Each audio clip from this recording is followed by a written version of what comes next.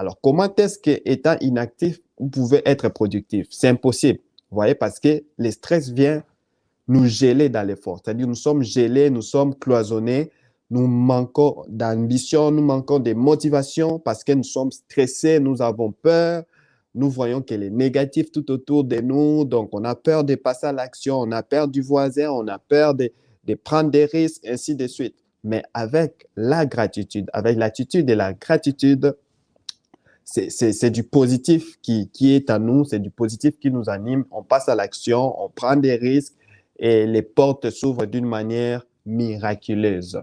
Cinquième point sur la gratitude, c'est que la gratitude développe les traits des caractères. La gratitude développe les traits des caractères.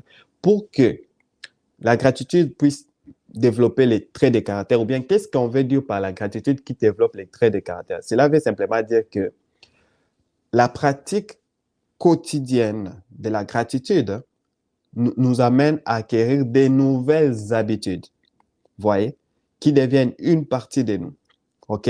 Et ça développe les traits de caractère comme David Laroche l'a encore illustré, il a dit, la gratitude, c'est-à-dire la capacité à profiter du chemin et du rythme auquel ça va et à me sentir chanceux, riche et plein. C'est la capacité à désirer ce que j'ai déjà. Vous voyez, c'est comme un muscle. Vous voyez, plus vous exercez, ça devient une habitude. Du coup, ça devient votre caractère. Vous voyez, donc l'exercice de la gratitude développe les traits de caractère. Ça devient une partie de vous. Ça devient un genre d'automatisme. C'est-à-dire que à chaque fois que quelqu'un vous fait du bien, face à une circonstance quelconque, pour vous, c'est spontané. C'est votre caractère, c'est votre habitude. Vous appréciez un verre d'eau comme vous pourrez apprécier 1 million de dollars donnés en don. Vous voyez? Donc, c'est vraiment ça, développer la gratitude comme trait de caractère. Alors, sixième vérité encore sur la gratitude, c'est que la gratitude ouvre les portes de l'inspiration. Il n'y a rien d'exotérique, il n'y a rien de waouh, du genre spiritisme. Non, non, non. On reste dans les côtés fondamentaux, on reste encore dans la base, dans ce qui est simple. Quand on dit la gratitude ouvre les portes de l'inspiration, ça ne veut pas dire que ça vous fait entrer dans un domaine là mystérieux, non. Comment est-ce que la gratitude ouvre les portes de l'inspiration? Premièrement, parce que la gratitude, exercer la gratitude, comme je vous ai dit, ça diminue notre niveau de stress. Comme ça diminue notre niveau de stress, cela dit que notre cerveau ne gaspille pas de l'énergie. Vous voyez? Notre cerveau a assez d'énergie pour réfléchir, a assez d'énergie pour développer certaines idées. Vous voyez? Et en plus aussi, au niveau de notre cerveau, on a ce qu'on appelle les neurones. Et quand l'énergie passe bien entre les neurones, ben cela, ça permet de créer des connexions qu'on appelle les connexions synaptiques. Les connexions synaptiques, c'est ce qui permet le développement d'idées, de nouvelles pensées, de créativité, de l'imagination, ainsi de suite. Et puis, comment est-ce que la gratitude développe comment est-ce que la gratitude ouvre les portes de l'inspiration? La gratitude ouvre les portes de l'inspiration parce que quand on vit dans la gratitude, on ne vit pas dans le stress. Du coup, la gratitude permet d'améliorer la qualité et la quantité du sommeil, ce qui permet d'être plus productif. Parce que vous savez, notre corps a besoin du sommeil. Notre cerveau a besoin de se reposer, c'est très primordial. Et lorsque nous nous reposons bien, cela dit, nos neurones se forment encore, se connectent. Vous voyez, les connexions synaptiques ont lieu et quand les connexions synaptiques ont lieu avec les nouvelles connaissances, l'apprentissage quotidien, la lecture des livres, l'écoute des audios, des vidéos, des lives, tout ça inspirant, ben cela permet de former de nouvelles connexions synaptiques, c'est-à-dire de nouvelles connaissances, de nouvelles inspirations, ainsi de suite. Comme on l'a mieux illustré avec cette photo. Knowledge, inspiration, vision, idea, brain form, mind, imagination, innovation, motivation. Vous voyez? Parce qu'on a fini par découvrir avec l'évolution de la science, surtout la neuroscience, que notre cerveau est une matière plastique. C'est-à-dire qu'elle elle se développe encore. Vous voyez, le développement de notre cerveau ne s'est pas arrêté au niveau du fœtus. Non, ça continue à se développer lorsque nous prenons soin de notre état psychologique en évitant un maximum de stress et en exerçant la gratitude. La gratitude permet de développer la confiance en soi. Celui qui vit dans la gratitude de son passé vit pleinement le présent, vous voyez, et a l'assurance de son avenir. Raison pour laquelle on dit la gratitude permet de développer la confiance en soi. Et la confiance, cette personne a confiance et à la force supérieure qui gouverne sa vie. La force supérieure qui gouverne sa vie, pour les cas des chrétiens, c'est Dieu. Vous voyez? Pour les autres, je ne sais pas. Mais tout le monde reconnaît, peu importe le niveau de sa croyance, tout le monde reconnaît qu'au-dessus de nous, il y a une force qui est supérieure à nous. Alors, vivre dans la gratitude, comme je veux dire, on exprime la gratitude envers soi, envers la famille, envers les frères et envers les créateurs qui existent bien évidemment. Huitième vérité sur la gratitude, c'est que la gratitude permet d'identifier sa mission de vie et d'être équipé pour.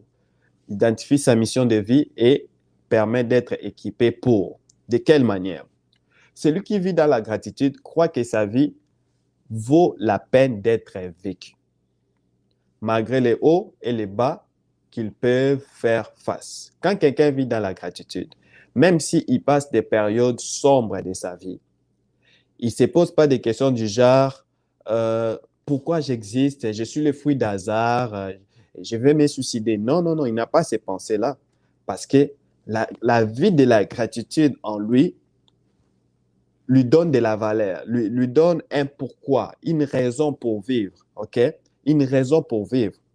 Même s'il connaît les hauts et les bas, vu que c'est une personne qui vit dans la gratitude, il trouve que sa vie vaut la peine d'être vécue, peu importe les hauts et les bas, parce qu'il se réfère de son passé, il vit pleinement son présent et fait confiance à l'avenir parce qu'il s'est dit que les situations que je connais aujourd'hui vont passer parce qu'il a confiance à l'avenir, il a confiance que la force qui gouverne le monde, la vie, Dieu, va intervenir d'une manière ou d'une autre et il a confiance à la vie dans le sens qu'il reconnaît que la vie est un cycle et la vie est faite de saisons.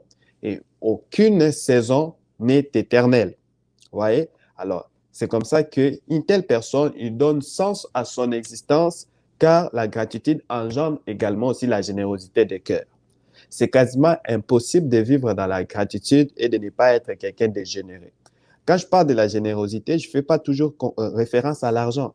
La générosité peut se manifester par les dons de soi, les services. Vous voyez, une personne qui vit dans la gratitude, c'est une personne qui aime rendre service, en rendant les services, il parvient à identifier ses talents. Comme vous l'avez dit, il identifie ses talents. Quand on identifie notre talent, cela nous permet de reconnaître ce en quoi nous sommes forts. Car ce en quoi nous sommes forts constitue nos dons ultimes qui permet aussi de référencer notre mission de vie. Voyez. Quand moi j'ai compris cela m'a ouvert les yeux sur beaucoup d'opportunités. J'ai arrêté de courir à gauche et à droite. Oui, ça arrive des fois qu'on essaie de toucher partout, mais moi, j'ai reconnu mon don ultime en partageant mon expérience avec les autres. J'ai compris que je pouvais motiver les gens. J'ai compris que je pouvais conseiller les gens. J'ai compris que je pouvais partager une connaissance acquise. Vous voyez, comment est-ce que j'ai compris cela? C'est en vivant dans la gratitude. Et en vivant dans la gratitude, je vis que j'avais plus d'opportunités pour aider les autres, pour soutenir les autres, intervenir aux autres par rapport à mes talents, à mes forces, ou dirais-je encore à mon don ultime. Et cela me fait plein de joie et ça m'encourage de continuer à vivre dans la gratitude. Alors, neuvième vérité sur la gratitude, c'est que la personne qui vit dans la gratitude, la gratitude permet d'éviter la comparaison malveillante et l'auto-sabotage. La comparaison malveillante et l'auto-sabotage.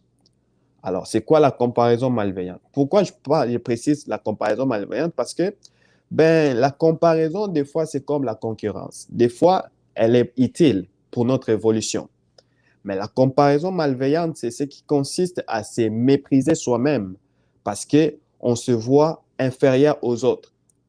Vous voyez, ça, c'est une comparaison malveillante. C'est une comparaison qui consiste à se mesurer aux autres pour, euh, pour les briser, pour les mépriser. Ça, ce sont des comparaisons malveillantes. Vous voyez, il y a un adage qui dit il faut comparer les pommes avec les pommes. OK? À un certain degré, ça ne vaut pas la peine qu'on se compare les uns les autres par rapport à certains talents. Pourquoi? Parce que chaque être humain est doté de talents qui les différencie des autres. Certains talents qui sont des talents particuliers. Chacun a un talent particulier. Le son de ma voix est différent au son de ta voix, toi qui m'écoutes. Donc, vous voyez que chacun a quelque chose de particulier. Ma voix est différente.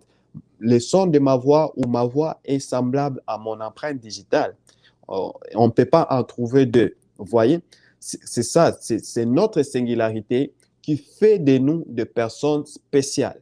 C'est ta singularité qui fait de toi une personne spéciale. Alors, ça ne sert à rien de comparer ta taille par rapport à l'autre, de comparer je ne sais pas quoi par rapport à l'autre. Essaye de, de croire en toi, de te faire confiance. Et c'est ça. Donc, la gratitude, c'est comme j'ai dit, tu peux manifester la gratitude aussi envers toi-même, avec ton corps. Quelqu'un qui vit dans la gratitude, il reconnaît, tu sais, comme David a écrit au psaume, Seigneur, je te rends gloire parce que tu m'as créé une créature si merveilleuse. Ça, c'est vivre dans la gratitude. C'est une personne qui reconnaît que Dieu l'a bien créé. Alors qu'il y a de ces gens qui croient pas que Dieu les a bien créés parce qu'il est noir, parce qu'il est mince, parce qu'il est court. Non, tu es bien tel que tu es. Je suis bien tel que je suis. Dieu m'a bien créé. Je vis dans la gratitude et j'arrête la comparaison. Je mesure mes talents et je mets mes talents à la disposition des autres parce que ma singularité, c'est ce qui fait de moi une personne spéciale.